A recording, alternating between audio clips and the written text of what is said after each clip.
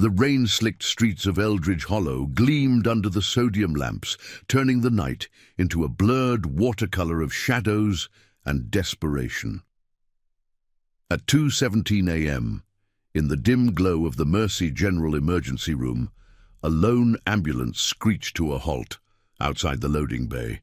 Inside, paramedics wrestled with a massive figure slumped on the gurney, Jacob Hale, a weathered biker in his late 40s, his leather vest torn and bloodied from a crash that had left his Harley twisted like modern sculpture on the outskirts of town. His breaths came in ragged gasps, a shard of metal glinting from his side, and the metallic tang of blood mixed with the acrid scent of burnt rubber clinging to his clothes. Nurses scattered like leaves in a storm, but one stood firm, Emily Reynolds, a 32-year-old ER veteran with calloused hands and eyes shadowed by years of unspoken losses. She had lost her brother to a similar wreck a decade ago, a promise whispered in his hospital bed. "Take care of the road warriors, Em. They don't have anyone else," that she had buried under shifts and silence. Tonight, that promise clawed its way back. Emily's gloved hands moved with the precision of muscle memory, barking orders to the hesitant team. "Get me ONEG and a trauma kit, now!" The attending physician, Dr. Harlan Voss, hovered nearby, his face a mask of bureaucratic caution. Jacob's chart was already flagged. Affiliations with the Iron Oath Motorcycle Club, whispers of troublemakers, in a town that viewed bikers as relics of a wilder era. As Emily clamped the bleed and stabilized his vitals, the monitors beeping a frantic rhythm, Voss pulled her aside. "Reynolds, this one's a liability. Club ties mean questions we don't want. Stabilize and transfer to county. Protocol." But protocol be damned. Emily saw the flicker in Jacob's eyes. The same haunted plea her brother had worn before the lights went out. She ignored Voss, threading an IV and murmuring, "Hang on, big guy. You've got stories left to tell." By dawn, the ER hummed with its usual chaos, flu cases and fender benders. But Emily's world tilted. Jacob stabilized, his color returning under the harsh fluorescence, the scent of antiseptic now laced with the faint ozone of his leathers drying on a chair. He gripped her wrist weakly as she checked his dressings, his voice a gravelly rumble. You didn't have to. Most folks cross the street when they see us coming." Emily met his gaze, her own scars, a faint line across her jaw from a long-ago family fallout, itching under the surface. "Promises are like tattoos, mister. They fade, but they don't disappear." Jacob's laugh was a wheeze, but it carried weight, a bond forged in the quiet hours. He was no stranger to lost causes. The Iron Oath had pulled him from the abyss after his own war scars, both visible and not, left him adrift. In that moment, as the first light pierced the blinds, he made his vow. "Owe you one, nurse. More than one." Words spread like exhaust on the wind. Jacob's phone, salvaged from his pocket, buzzed with calls from his crew scattered across the state. By 7 a.m., as Emily clocked out for a rare day off, she felt the weight of eyes on her. Colleagues whispering, Voss's glare from the nurse's station. She shrugged into her coat, the fabric heavy with the night's residue, and stepped into the crisp morning air. Eldridge Hollow awoke slowly, the distant hum of traffic underscoring the town's facade of normalcy. But normalcy shattered when her pager went off. "Report to admin. Immediate." Her stomach knotted. She knew the drill. Saving Jacob had crossed lines, bending rules for a high-risk patient, delaying the transfer. In the sterile conference room, Voss and the hospital director laid it out cold. Termination, effective immediately. Liability, they called it, their voices echoing off beige walls. Emily's hands trembled as she signed the exit papers, the ink blurring like rain on glass. No severance, no references, just a box of her belongings dumped at the curb, the humiliation burning hotter than any fever she'd ever treated. She drove home in her battered sedan, the wipers slapping against a drizzle that mirrored her mood. The radio crackled with local news, another corruption probe at City Hall, whispers of officials turning blind eyes to the powerful. But it all felt distant, a cynical backdrop to her unraveling. Emily's apartment was a modest refuge on the edge of town, walls lined with faded photos. Her brother grinning beside his bike, a younger her in scrubs at graduation. She collapsed onto the couch, the springs creaking like old bones, and let the tears come. The promise to her brother, shattered. Her career, gone. In a world that prized procedure over people, what did loyalty even mean? She dozed fitfully, dreams tangled with the roar of engines and the sting of betrayal. Hours later, a thunderous rumble shook her from sleep. Peering through the blinds, Emily's breath caught. The street outside her rundown complex was alive. No, transformed. Motorcycles lined the block like sentinels, chrome gleaming under the afternoon sun, engines idling with a low, unified growl that vibrated through the pavement. 50, then 80, then over 100 bikes. Their riders in vests emblazoned with the Iron Oath emblem, a fist clutching a broken chain, forming a phalanx that stretched to the horizon.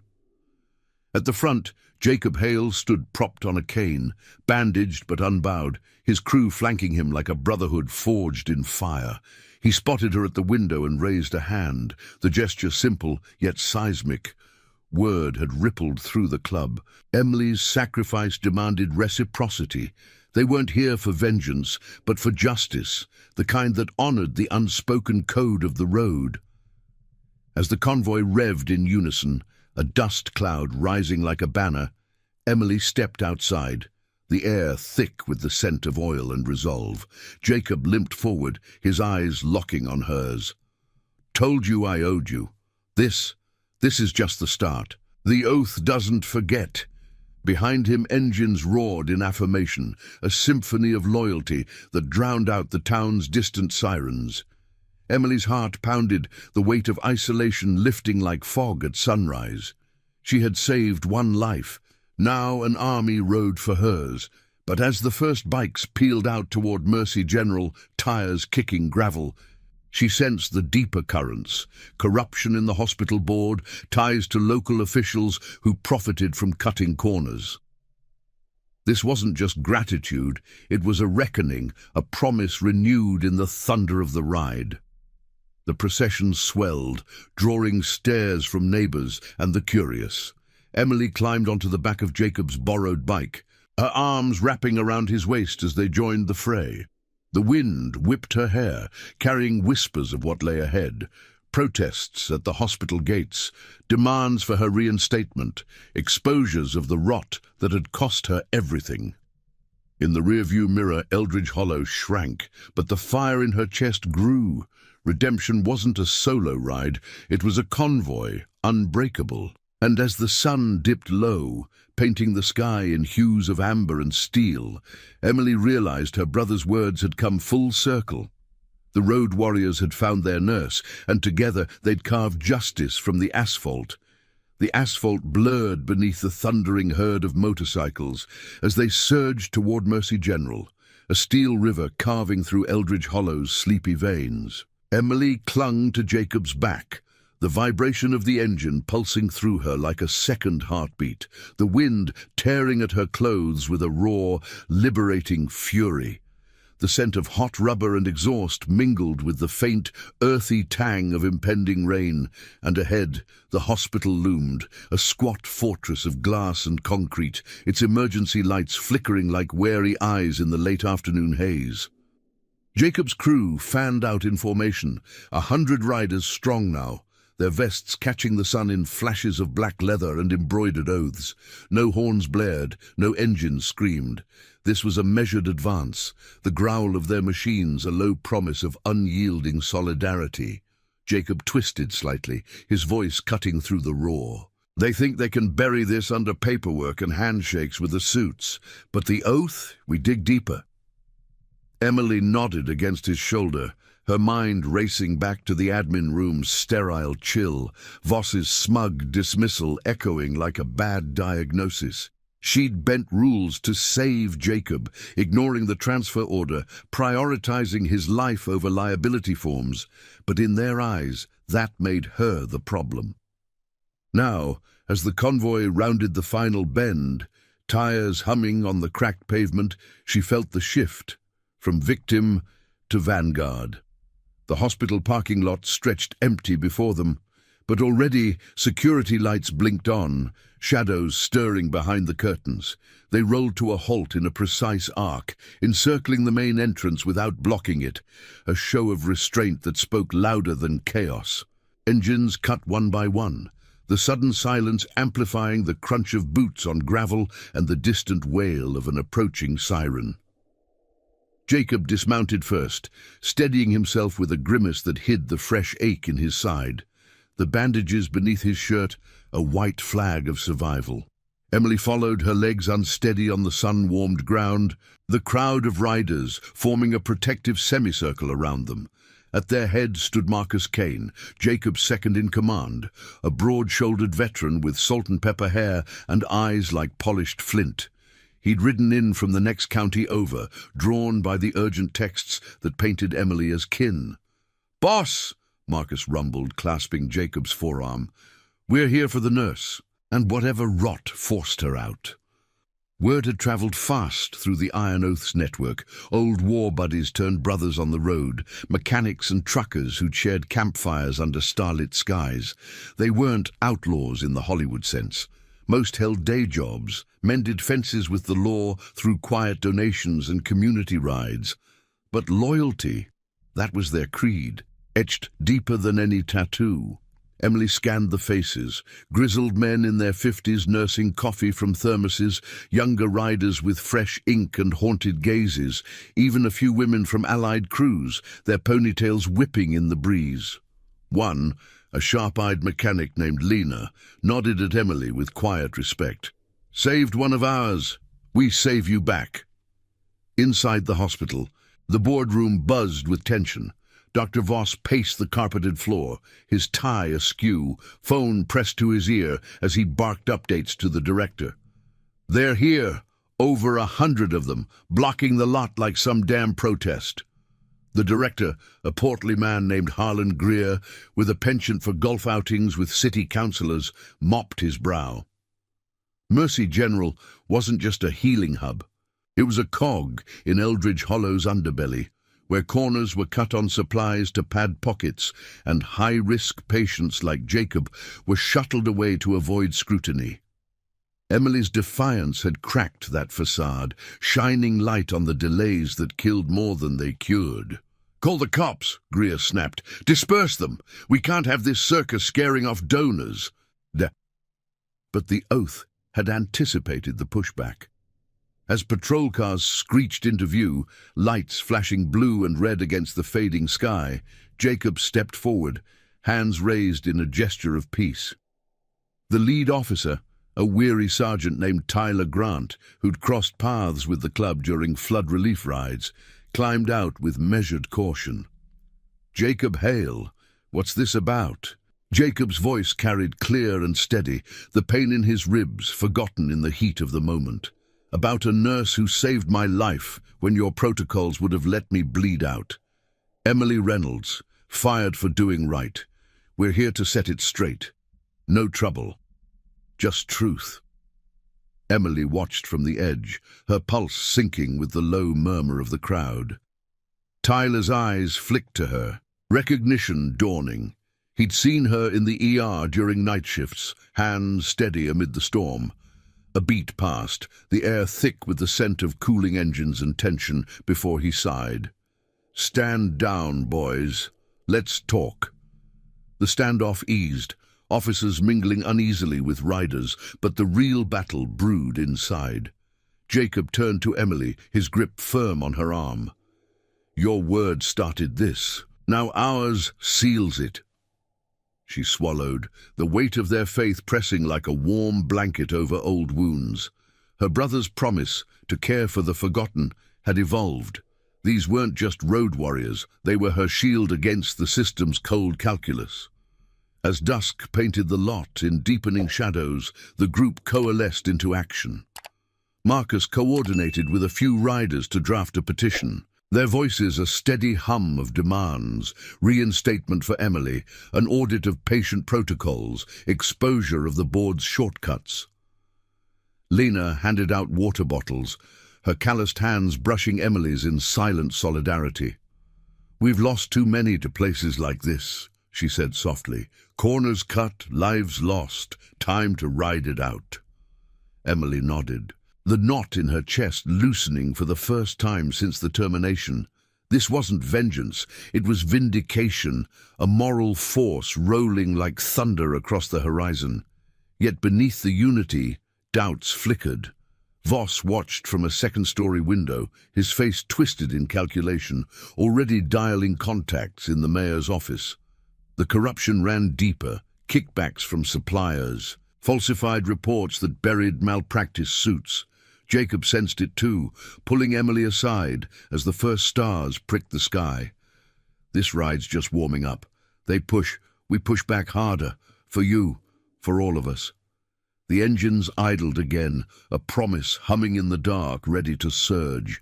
Emily met his gaze, her resolve hardening like chrome under fire. The oath's loyalty wasn't blind. It was forged in the fires of shared scars, a family chosen on the open road, and tonight it promised to rewrite her story, 1 mile at a time. And now I invite you to leave in the comments where you're watching from and the exact hour you heard this story. We wish to know how far these northern confessions travel and at what moments they reach you. The night air thickened with the scent of diesel and determination as the Iron Oath riders held their ground in the Mercy General parking lot, their silhouettes etched against the sodium glow of security lamps. Emily stood at the periphery, her arms crossed against the chill that seeped through her thin jacket, watching the tentative dialogues unfold between leather-clad brothers and uniformed officers.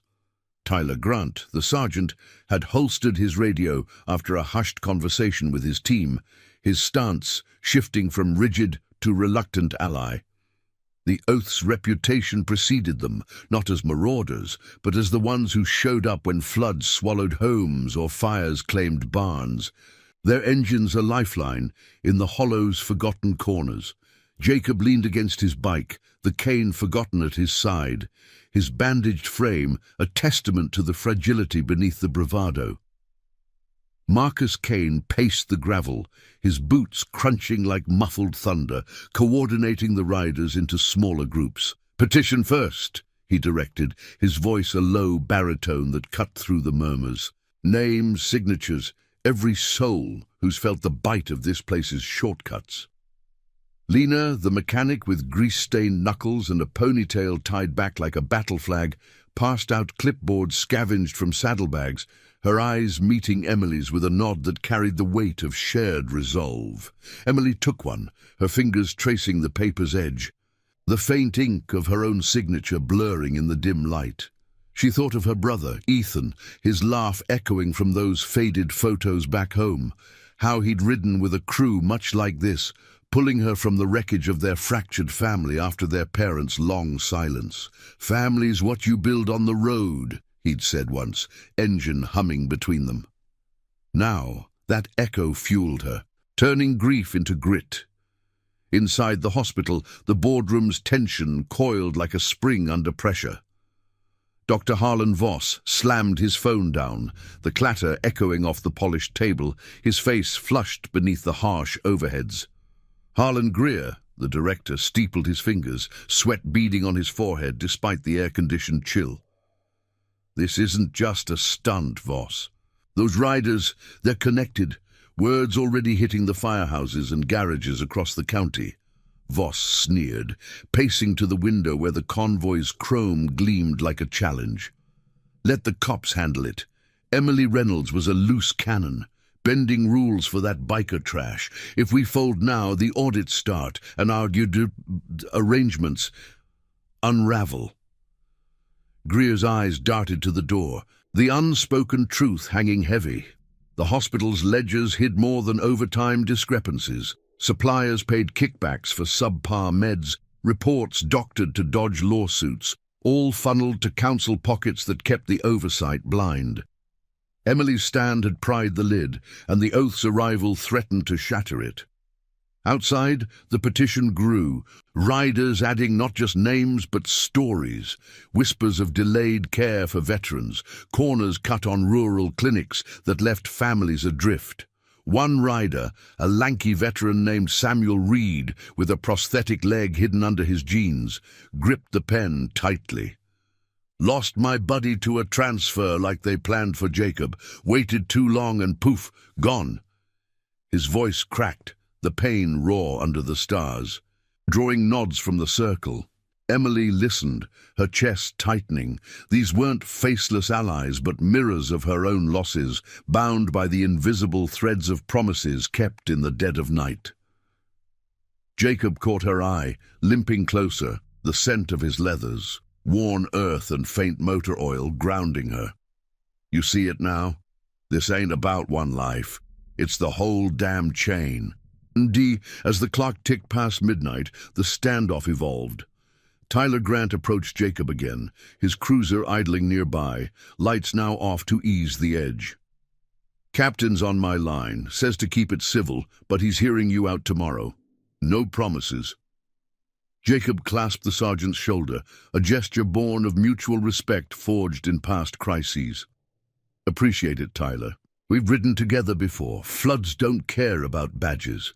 The officer glanced at Emily, his expression softening.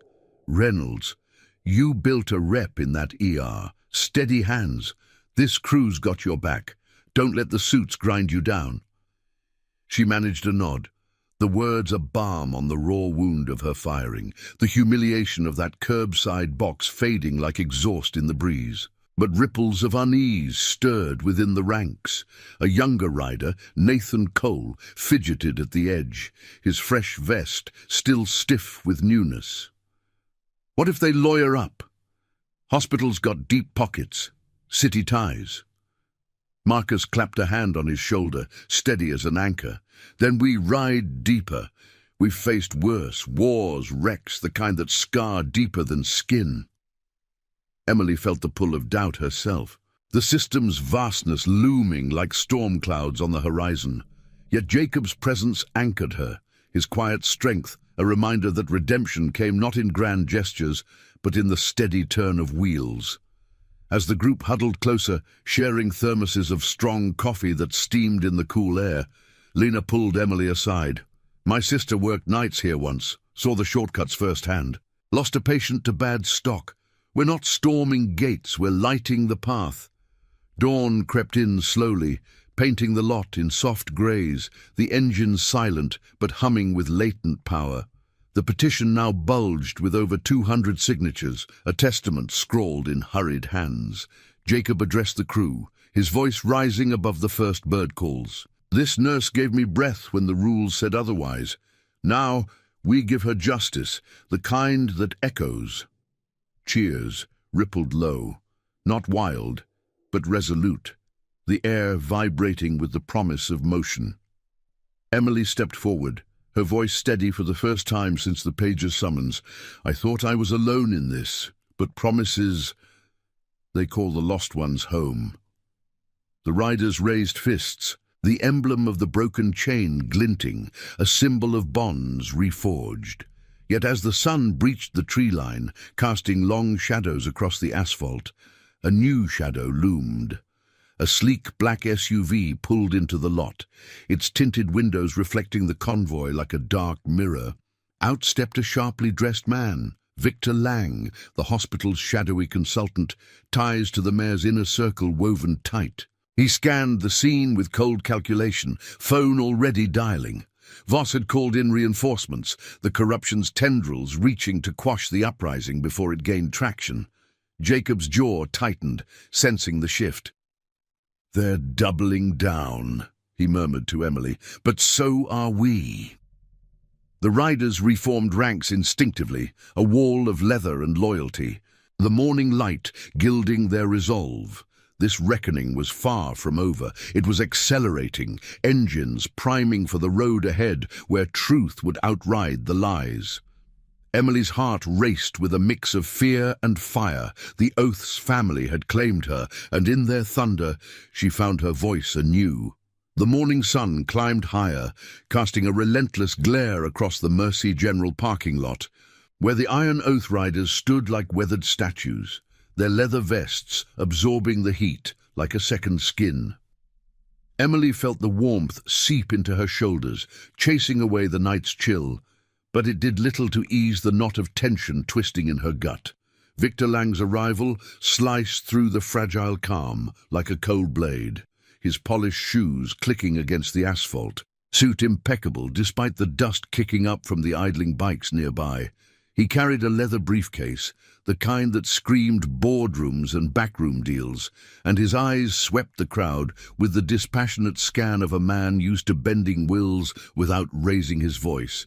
Jacob shifted beside her, his hand brushing her arm in a subtle anchor, the faint scent of his aftershave, pine and resolve, cutting through the oily haze. Lang stopped a few paces from the semicircle of riders, his gaze locking on Jacob first, then drifting to Emily with a flicker of recognition that bordered on disdain. "Mr. Hale?" he said smoothly, his tone laced with the false warmth of a salesman. "I see you've brought quite the entourage. This is private property. Perhaps we can discuss this. Enthusiasm. Inside. Away from the spectacle." Marcus Kane stepped forward, his broad frame blocking the path like a living barricade, arms crossed over his chest. "No suits today, Lang. We're here for the nurse and the truth she's uncovered. Petitions don't lie. Over 200 voices saying your protocols kill more than they cure." The riders murmured agreement, a low rumble that vibrated through the ground, engines twitching as if eager to respond. Emily's pulse quickened, memories flooding back. The sterile admin room, Voss's curt dismissal, the box of her life dumped unceremoniously at the curb. She'd signed those papers with trembling hands, the ink a bitter seal on her exile. But now, flanked by this unlikely family, doubt cracked like dry earth under tires. Lang's smile didn't reach his eyes as he turned to her. "Miss Reynolds, your dedication is admirable, but actions have consequences. The board's decision stands. Liability concerns. Nothing personal. Reinstatement. Unlikely, given the associations." His glance at Jacob carried the weight of old prejudices. Bakers painted as pariahs in a town that favored clean collars and closed doors. She straightened, her voice steady, despite the tremor in her knees. "Associations? Like saving a life when your rules would have let him die? That's not liability. That's the rot you're all protecting." From the hospital entrance, Dr. Voss emerged, flanked by 2 security guards whose badges glinted under the sun. His face was a storm cloud, tie still askew from the night's frenzy, and he jabbed a finger toward the group. "This ends now. Disperse, or we press charges. Trespassing. Intimidation." Tyler Grant, the sergeant, positioned himself between the factions, his hand resting lightly on his belt, eyes weary but watchful. "Easy, Doc, we're keeping it civil. But these folks have a point. Petitions like that don't vanish with a wave," Lang interjected smoothly, pulling a sheaf of papers from his briefcase. "Legal counsel advises against escalation. Sign this waiver, Ms. Reynolds. Non-disclosure on your termination, and we'll consider a settlement. Quietly." The offer hung in the air like exhaust fumes, tempting and toxic. Emily's mind raced. A payout could rebuild her life, pay the bills stacking on her kitchen table, silence the whispers of failure that echoed her brother's unkept promises.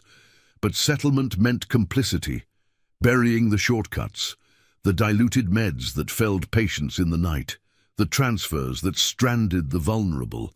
Jacob's grip tightened on her arm, his whisper gravelly and close. "Don't let 'em buy your silence. We've all got scars from deals like that. Wars end, but the betrayals linger."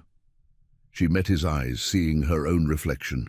A woman forged in loss, now standing at the crossroads of surrender or storm. The riders sensed the pivot, closing ranks without a word, their presence a silent thunder. Lena edged closer to Emily, her voice a hushed murmur amid the rising tension. "My sister's story. Bad batch of painkillers, kid didn't make it. They called it unforeseen. Don't let that be you." Samuel Reed, the veteran, added his weight, prosthetic leg planted firm. "Fought for this country, came home to fight the system. Oath's my squad now, yours too if you ride with us." Their words wove a tapestry of shared pain, pulling Emily from the edge. She shook her head at Lang, the refusal burning bright. "No deal. Audit the books, reinstate me, or face the truth in the light." Lang's composure cracked, a vein pulsing at his temple as he snapped the briefcase shut. "You'll regret this.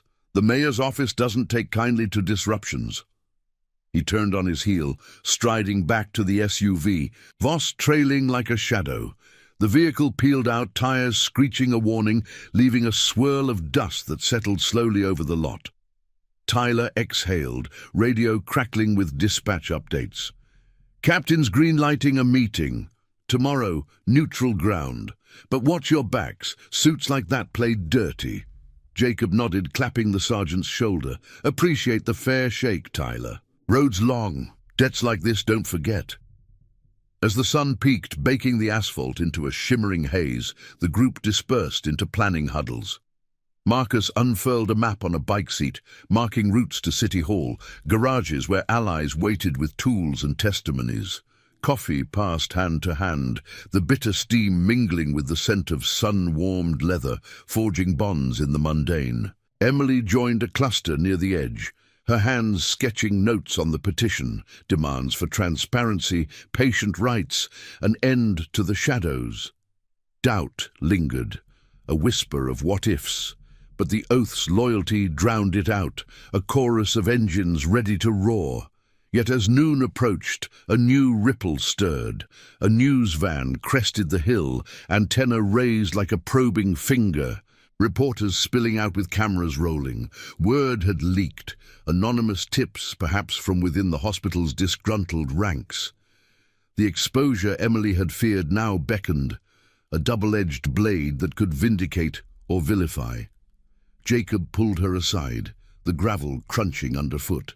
"Media's a wild ride, truth or spin, depends on who steers. But we're in it now." She nodded, the fire in her chest flaring brighter, her brother's echo urging her forward. This wasn't just her fight, it was a convoy against corruption, promises colliding in the heat of the day. The cameras whirred to life, lights harsh against the riders' weathered faces. But Emily stepped into the frame unbidden, voice clear over the hum.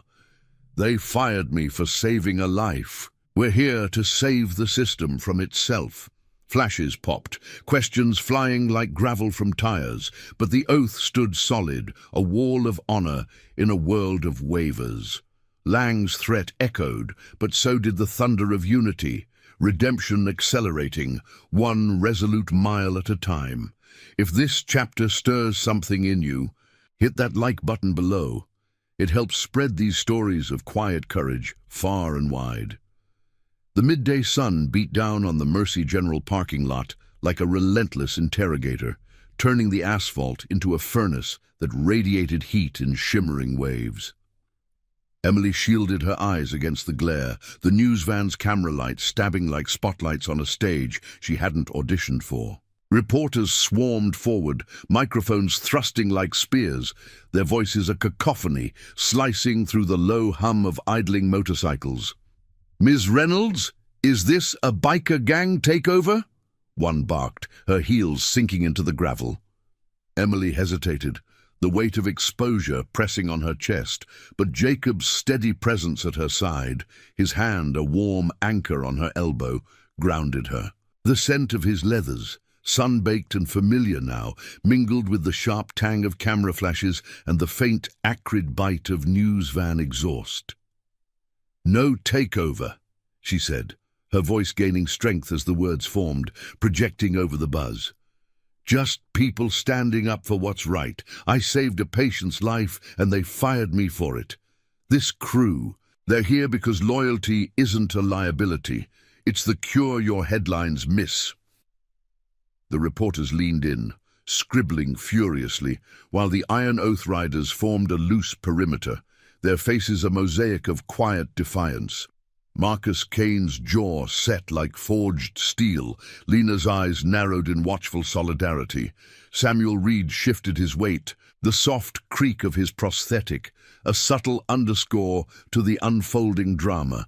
No one shouted. Their silence was the loudest statement, engines occasionally revving in low affirmation, a rumble that vibrated through the earth like a heartbeat. Jacob stepped into the fray, his bandaged side pulling taut under his vest, but his posture unyielding. "We ride for the forgotten," he told the lens, a gravel in his tone carrying the echo of desert winds and long-haul nights. "Nurse Reynolds bent rules to keep me breathing when the system wanted me gone. Now we're bending it back. For her, for every soul they've shuffled aside." The lead reporter, a sharp-featured woman named Clara Voss, no relation to the doctor but the coincidence twisted like a knife, nodded, her recorder capturing every syllable, and the corruption claims, kickbacks, falsified reports. Jacob's eyes hardened, the sun glinting off the broken chain emblem on his chest. "Truth rides out eventually. We're just the convoy clearing the road." As the interview stretched, Emily felt the shift in the air, a cooling breeze whispering through the lot, carrying the distant scent of rain-soaked pines from the hollow's edges. Inside her, doubts flickered like shadows under the lights. What if the media twisted this into spectacle, painting the Oath as vigilantes and her as a pawn? Her brother's promise, to protect the road's lost souls, had always felt solitary, a quiet vigil in sterile halls. But here, amid the chrome and camaraderie, it bloomed into something communal, a family stitched from scars and shared roads. Nathan Cole, the young rider, hovered nearby, his anxiety etched in fidgeting hands. "This could blow up, Em. Good or bad?" She met his gaze, the warmth of the group enveloping her like engine heat. "Bad if we back down. We've got the miles ahead. Truth's our throttle." The cameras rolled on, capturing testimonials that peeled back the hospital's veneer. Lena spoke first, her voice steady as a wrench on a bolt. "My sister's patient, kid with a fever that turned fatal on cheap meds. They called it complications. I call it cutting corners for cash." Samuel added his layer, the sun casting long shadows across his lined face. "Veterans like me get the short end. Transfers that strand you hours from help. Lost too many brothers to that game." The reporters ate it up, phones buzzing with tips from anonymous sources, a nurse whispering of doctored logs, a supplier hinting at padded invoices. Tyler Grant watched from his cruiser, arms folded, a reluctant smile tugging at his lips. "You're stirring the pot, Hale. Captain's already fielding calls from the mayor's office." Jacob clapped his shoulder, the gesture bridging badges and vests. "Stirring's how you clean it. We've pulled folks from floods together. This is just another current." By early afternoon, the lot pulsed with renewed energy, riders breaking into clusters to amplify the message. Marcus coordinated calls to allied crews across the state. His phone, a lifeline threading voices from dusty garages to rain-slicked highways. "Bring what you've got, stories, signatures. We're building a wall they can't wave away." Emily joined a huddle near the hospital doors, the concrete warm under her palms as she leaned against a bike. The petition had swelled to 300 names now, pages fluttering in the breeze like flags of defiance. But as the sun arced westward, casting golden hues over the scene, Victor Lang's SUV returned, this time flanked by two more vehicles, city officials, their plates gleaming with authority. Lang emerged, briefcase in hand, but his poise cracked under the media glare, sweat beading on his collar.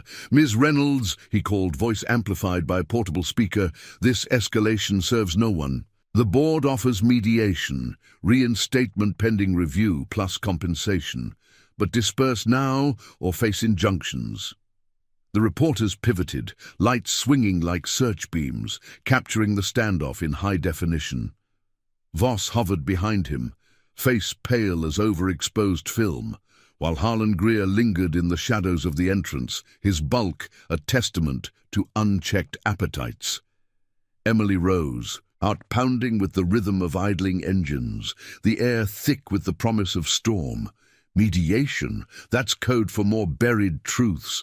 Audit everything, meds, transfers, the kickbacks lining your pockets, or we'll ride this story to every doorstep in the hollow. Lang's retort died on his lips as a fresh wave of motorcycles crested the hill, dozens more from outlying chapters, engines roaring in a symphony that drowned his words. The oath swelled to near 200, chrome flashing like lightning on the horizon, dust clouds rising in their wake.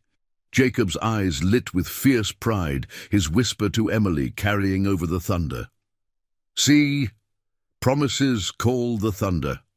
The new arrivals dismounted in disciplined waves, adding their voices to the petition, their stories weaving a tapestry of neglect. Farmers denied timely care, families shattered by delays. Tyler's radio crackled urgently, but he held his ground, nodding to Jacob. "This is getting big. Mayor's spooked. Wants a sit-down by evening." As the crowd coalesced, Emily felt the moral tide turning, the system's cracks widening under the weight of collective honor. Doubts receded like retreating fog, replaced by the unshakable bond of chosen kin, the oath's loyalty a shield against the corruption's chill. Lang retreated to his vehicle, the SUV's door slamming like a concession, tires spinning gravel in hasty flight. The media frenzy peaked.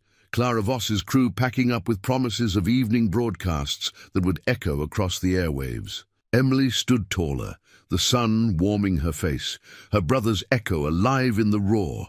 Redemption wasn't a whisper in the dark, but a convoy cutting through the lies, accelerating toward justice's dawn. Yet as twilight edged the sky in bruised purples, a subtle undercurrent stirred. Whispers among the riders of deeper threats, anonymous calls warning of retaliation from the mayor's allies. Jacob pulled Emily aside, the lot's lights flickering on like hesitant stars. "They're cornered, but corners breed desperation. Stay close, we ride as one." She nodded, the vibration of nearby engines syncing with her resolve, the scent of cooling metal and distant rain sealing the pact. This chapter of her story hurtled forward, promises colliding in the gathering dusk, unbreakable as the road itself. The twilight deepened over the Mercy General parking lot, draping the assembled Iron Oath riders in a veil of indigo shadows, the sodium lamps humming to life like hesitant fireflies against the encroaching dusk.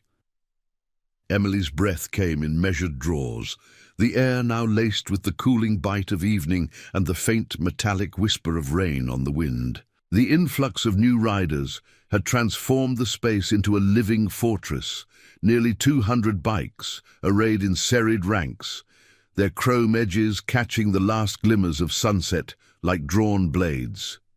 Engines idled sporadically, a low growl underscoring the murmurs of strategy, while the news van's crew lingered at the periphery, capturing the swelling tide of resolve. Jacob stood close, his silhouette a steadfast pillar, the faint creak of his bandages a reminder of the debt that bound them all. Marcus Kane unfolded the petition on a makeshift table of saddlebags, its pages thick with ink and testimony, the paper rustling like dry leaves in the breeze. "350 now," he announced, his voice a steady anchor amid the group's quiet energy. "Stories from every corner. Lost kin, a botched care. This goes to the mayor's desk by dawn." Lena nodded, her ponytail swaying as she tallied signatures, her grease-streaked hands a badge of honest labor. Samuel Reed leaned in, his prosthetic leg planted firm, adding a final note about a fellow veteran's endless wait for scans that never came. Emily traced the scrawls, each one an echo of her own silenced plea, the weight of her brother's promise to shield the road's weary, now carried by this chorus of chosen souls. From the hospital's shadowed entrance, Harlan Greer emerged at last, his portly frame flanked by Victor Lang and a cluster of suited aides, their faces pale under the lot's unforgiving lights. No security guards this time. The media's glare had stripped that armor, leaving only the raw edge of authority's bluff. Lang clutched his briefcase like a shield, but his earlier poise had frayed, eyes darting to the encircling bikes. "This has gone far enough," he declared, his voice amplified yet thin against the riders' unified hush. "The board concedes to a review, full audit, Ms. Reynolds' case reconsidered, but end this circus. The mayor intervenes personally at 8 a.m. Bring your delegation, then." Greer's nod was reluctant, sweat glistening on his brow, the unspoken fear of unraveling ledgers hanging heavy, the kickbacks exposed, the falsified transfers laid bare like wreckage on the roadside. Emily stepped forward, the gravel crunching under her shoes, her heart sinking with the distant rumble of an approaching storm. The cameras swung toward her, lights harsh and unblinking, but she met them head-on, the fire of vindication warming her veins. "A review? That's a start, but not the end. Reinstate me fully. No gag orders, no settlements to silence the truth and make it right for everyone your shortcuts failed." Jacob flanked her, his presence a quiet thunder, while Marcus presented the petition like a gauntlet thrown. Lang scanned the pages, his composure cracking further at the volume of voices, the raw humanity scrawled in hurried script. Tyler Grant observed from his cruiser, radio silent now, a subtle nod crossing his features, the law's own code recognizing the moral current too strong to dam. The concession rippled through the crowd, not in cheers, but in a profound exhale, the air vibrating with the promise of motion, deferred yet inevitable. Riders clasped forearms, sharing nods that spoke of battles won not with fists, but with unyielding honor, the scent of sun-faded leather and fresh coffee weaving through the group like threads of kinship. Nathan Cole, the young rider who'd voiced earlier doubts, grinned for the first time, clapping Emily's shoulder. "You steered us true, Em. This family's got your wheel covered." She felt the shift deep in her bones, the isolation of that termination morning dissolving like mist under the dawn, replaced by the unbreakable alloy of loyalty forged here, on this scarred patch of asphalt. As the officials retreated into the hospital's glow, the news crew wrapped their footage, Clara Voss approaching Emily with a business card extended like an olive branch. "This airs statewide tonight. Truth like yours cuts through the noise. Call if you need backup." Emily pocketed it, the card's edge sharp against her palm, a tangible step toward the broader road ahead. Jacob limped closer, his eyes reflecting the emerging stars, the pain in his side eased by the night's progress. "Oh, you more than breath now, nurse. This ride, it's ours." She smiled, the first genuine one since the page's summons, her arms wrapping briefly around his frame in a hug that bridged their worlds, the healer's steady hands meeting the warrior's scarred resolve. The convoy began to disperse under Marcus's direction, bikes peeling off in orderly waves toward waiting diners and motels on the hollow's edge, engines fading into the night like echoes of a receding storm. Emily mounted a borrowed ride with Lena, the seat warm from the day's heat, the throttles hum a soothing lullaby as they rolled out. In her mind, the pieces aligned. Reinstatement loomed, but so did the deeper justice, an audit that would purge the corruption, honoring not just her, but every forgotten face in the system's shadow. Her brother's words resurfaced, clear as the rain-scented wind whipping her hair. "Take care of them, Em. They're family on two wheels." She'd kept that vow, and in turn they'd claimed her, turning personal redemption into a legacy of quiet courage. By midnight, Eldridge Hollow slept uneasily, the distant growl of scattered engines, a reminder of the thunder yet to come. Emily lay in her apartment, the walls no longer echoing with solitude but alive with the day's triumphs. The petition on her table, photos of Ethan seeming to grin wider. Dawn would bring the mayor's chamber, a final push where promises collided with power. But doubt had no foothold now. The Iron Oath's bond was her armor, a family chosen in the crucible of crisis, their loyalty the true medicine against a world's cynicism. As sleep claimed her, the faint patter of rain on the window sealed the chapter. Not an end, but a horizon stretching wide, where honor rode eternal. Thank you for riding along on this journey of unbreakable promises and chosen kin.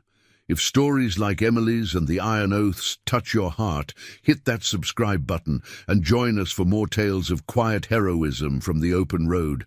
We'd love to have you in the convoy.